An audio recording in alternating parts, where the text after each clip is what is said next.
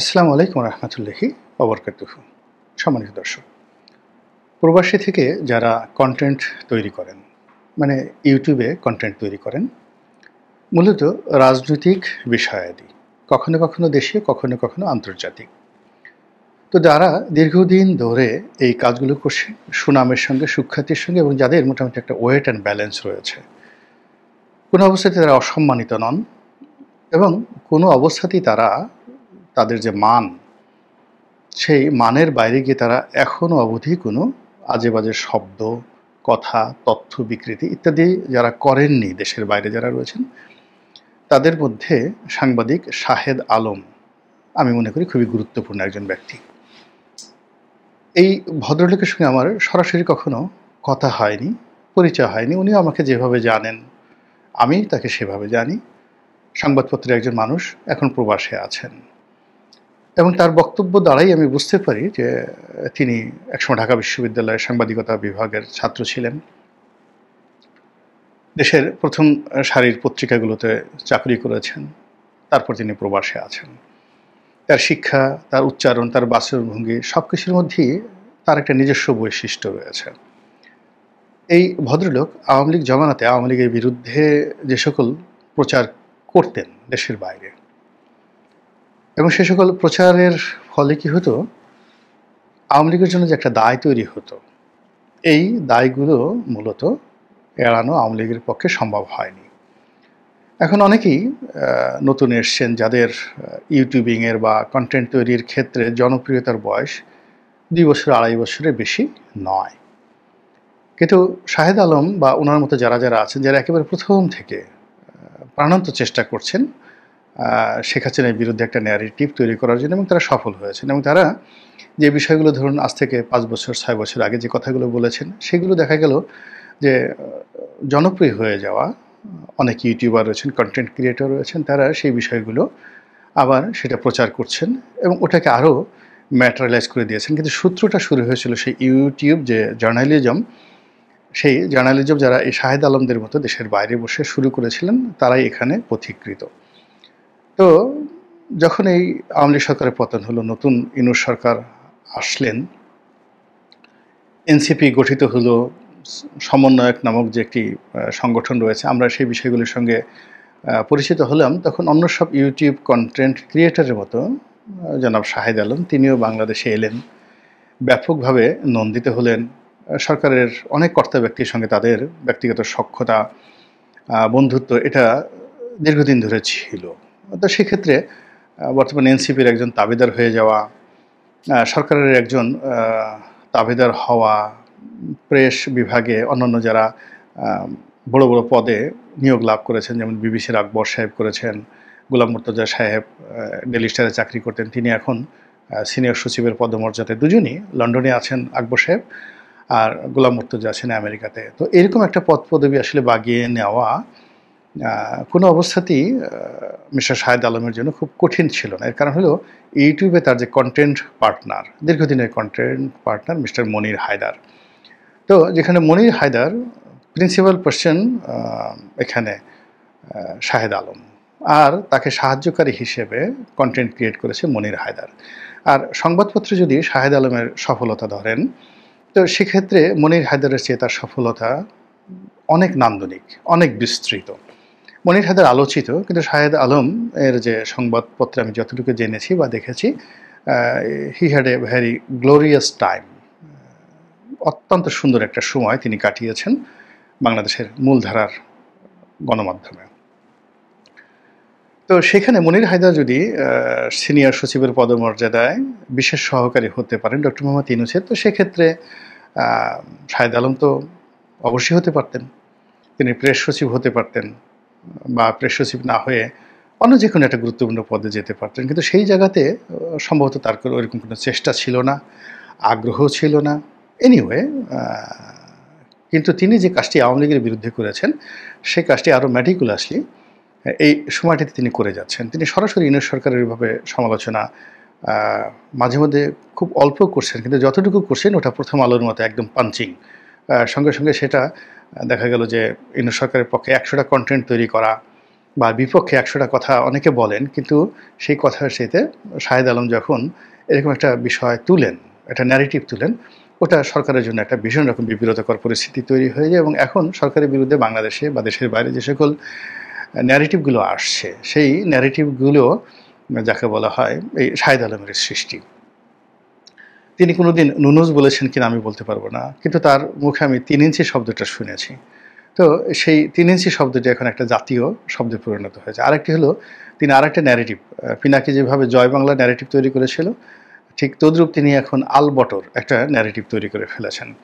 তো আলবটর বললেই মানে মোটামুটি কাউকে যদি আল বদর হিসেবে গালি দেওয়া হয়, আর শামস হিসেবে গালি দেওয়া হয়, রাজাকার বলে গালি দেওয়া হয়, ওটা না বলে যদি সেই আলবদরের কাউকে বা যে কোনো একটা নিরপরাধ লোকেও যদি কেউ পিছন থেকে বলে এই আলবটর কেমন আছিস, সঙ্গে সঙ্গে তার মাথায় আগুন ধরে যাবে এবং সে হাতের কাছে যা কিছু পাবে সেটা দিয়ে আঘাত করবে এবং তুই করে বলা শুরু করবে। এরকম বিরক্তিকর একটি শব্দ তিনি আবিষ্কার করেছেন, আলবটর।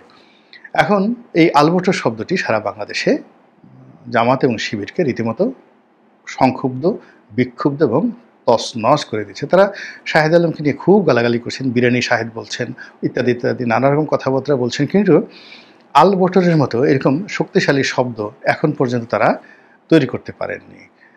তারা হাত ঝুলাচ্ছেন, নাক ঝুলাচ্ছেন, বাবা মা তাহলে গালাগালি করছেন, নানা রকম কথাবার্তা বলছেন, কিন্তু আলবটরের মানে সমপর্যায়ের ন্যারেটিভ তৈরি না হওয়ার কারণে এখন আলবটর একেবারে সারা বাংলাদেশে মশহুর হয়ে গেছে। এবং তিনি এই কাজগুলো করছেন। সাংবাদিকতার কতগুলো অ্যালগোরিদম আছে। যেহেতু আমি এই জগতে ছিলাম এবং শাহেদ আলম যেই সময়টাতে সংবাদপত্রের ক্যারিয়ার শুরু করেছিলেন তারও প্রায় 10 বছর আগে আমি সেই জগৎটা প্রায় ছেড়ে আসছি। আমি মানে 1989 সনে সংবাদপত্র জগৎ থেকে অন্য পেশাতে চলে এসেছি। এর মধ্যে অনেক পরিবর্তন হয়েছে সংবাদপত্রের। আমাদের সময় আমরা যেভাবে টরে টক্কা মানে ইলেকট্রনিক টাইপরাইটার বা কম্পিউটার মানে সংবাদপত্র জগতে তখনও ওইভাবে চালু হয়নি।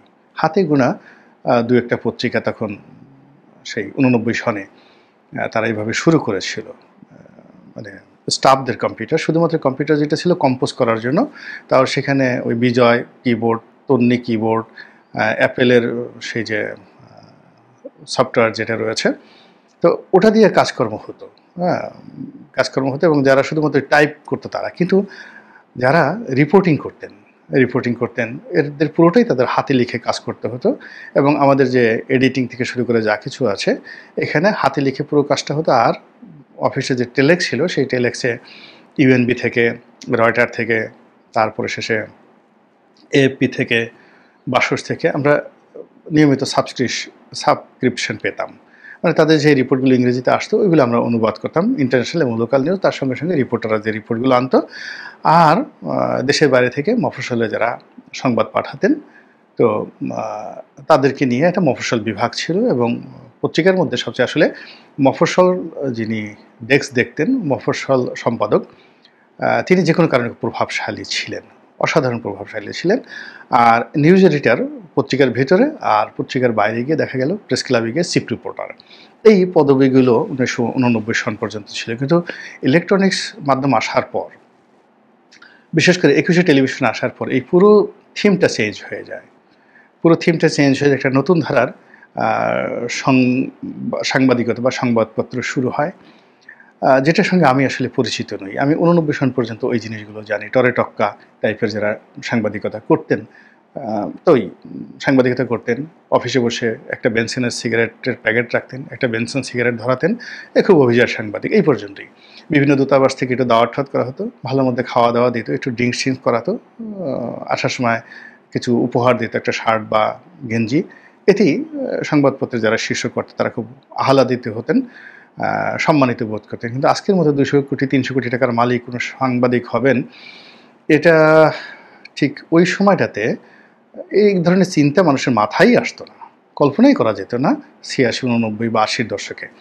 এনিওয়ে, তো শাহেদ আলম যে জিনিসটা করেছেন, তিনি আধুনিক সাংবাদিকতাটা দেখেছেন, সাংবাদিকতার বিষয়ে পড়াশোনা করেছেন এবং এখানে সাংবাদিকতার যে আধুনিক অ্যালগোরিদম রয়েছে, সেই অ্যালগোরিদম যেটা আমি পরবর্তীতে পড়েছি, কিন্তু আমি যখন সংবাদপত্রে ছিলাম ওটা আমার পড়ার সুযোগ হয়নি।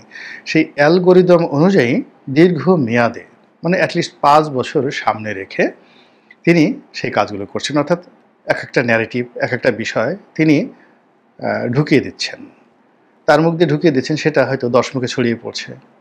মূলধারার সংবাদপত্রে কখনো কখনো সেটা নিচ্ছে, তার কোনো বন্ধু নিচ্ছে, তার কোনো অনুজ নিচ্ছে, সিনিয়র নিচ্ছে। এইভাবে জামাত এবং শিবিরের বিরুদ্ধে তিনি যে ন্যারেটিভগুলো তৈরি করে যাচ্ছেন এবং সেই কাজগুলো তার প্রতিটা কন্টেন্টে তিনি করে যাচ্ছেন। এখন তার একটা কন্টেন্টে হয়তো ৫০,০০০ ভিউ হচ্ছে, কিন্তু এই ৫০,০০০ ভিউকে আপনি বলতে পারবেন একদম মাখন ভিউ, মানে এখানে ঘোল নেই, দুধের স্বর নেই বা অন্য কোনো কিছু নেই, একেবারে ডাইরেক্ট মাখন।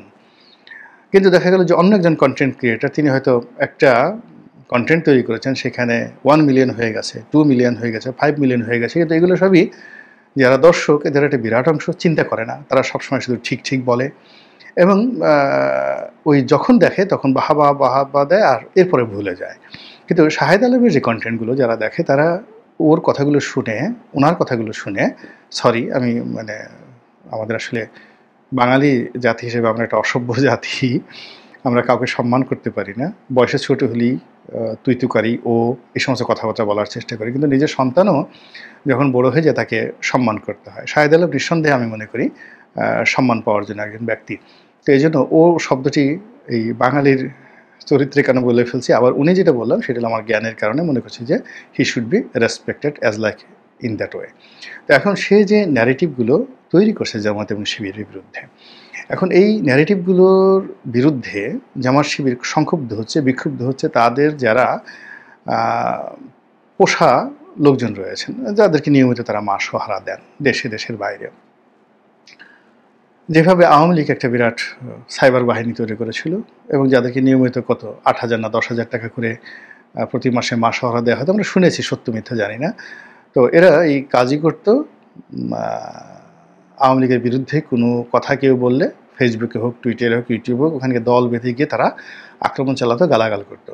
কিন্তু এতে যে আওয়ামী লীগের ২ পয়সার উপকার হয়নি, বরং আওয়ামী লীগের বিরুদ্ধে যে সকল ন্যারেটিভ ২০০৯ থেকে একেবারে তাদের পতনের দিন পর্যন্ত যারাই বিভিন্ন সময় করেছে, এগুলো যে তাদের মাথার উপরে হাতুড়ি হয়ে, পেরেক হয়ে কীভাবে যে তাদের মাথাকে ছিদ্র করে দিয়েছে, হৃদয়কে ছিদ্র করে দিয়েছে, শরীরকে ছিদ্র করে দিয়েছে, সেটা আওয়ামী লীগ কখনো বুঝতে পারেনি। তো এখন একই অবস্থা, জামাতের লোক, বিএনপি এখনও ওইভাবে শুরু করতে পারেনি, কিন্তু জামাতের একটা cyber force just like Awami লীগের মতো আছে, যারা যখনই জামাত বিরোধী কোনো কন্টেন্ট দেখে অমনি সেখানে ঝাঁপিয়ে পড়ে, মেরে ফেলবো, খেয়ে ফেলবো, ধরে আনবো, পাড়িয়ে মেরে ফেলবো, জিব্বা টেনে ছিঁড়ে ফেলবো, ডান হাত দিয়ে জিব্বা ধরা লাগবে না, তোকে মারার জন্য আমি বাম হাত দিয়ে তোর জিব্বাটা টেনে ধরবো আর ডান হাত দিয়ে তোর গলা টিপে ধরবো, তোর গলার উপরে আমি পাড়া দেবো, ইত্যাদি ইত্যাদি নানা রকম হুমকি ধামকি। আর যখন মানে যাকে বলা হয় তারা অশ্লীল এবং অশ্রাব্য শব্দ উচ্চারণ করা শুরু করে, গালাগাল শুরু করে দেয়, মনে হচ্ছে যে তাদের ঠোঁটের উপরে সেই গান্ধা পোকা, দুর্গন্ধ যেগুলো ছড়ায়, তাদের চোখের উপরে সেই কীড়াগুলো, পোকাগুলো, ওই যে কিলবিল কিলবিল করে গোবরে পোকা, গোবরে যেগুলো হয়, এই পোকাগুলো যেন তাদের চোখে মুখে ঠোঁটে সারা শরীরে কিলবিল করছে, ওরকম যখন যাকে বলা হয় সারা শরীরে এরকম কীড়া কিলবিল করে, তখন যেভাবে একজন মানুষ রিরি করে ওঠে তার সরাসরি। তো ওদের যে কথাবার্তা আছে বা ওদের যে অঙ্গভঙ্গি আছে, এগুলো দেখলে মনে হয় ওদের সারা শরীরে এই জিনিসগুলো ছড়িয়ে দেওয়া হয়েছে এবং ওইগুলোর যন্ত্রণায়, দুর্গন্ধে, ওইগুলোর কামড়ে তাদের সারা শরীর কিলবিল কিলবিল করছে, অস্থিরতা তৈরি হয়েছে। তো এগুলো দিয়ে আসলে কোনো ইতিবাচক ইন্টেলেকচুয়াল যে ন্যারেটিভ, সেই ন্যারেটিভ কখনই মোছা সম্ভব নয়।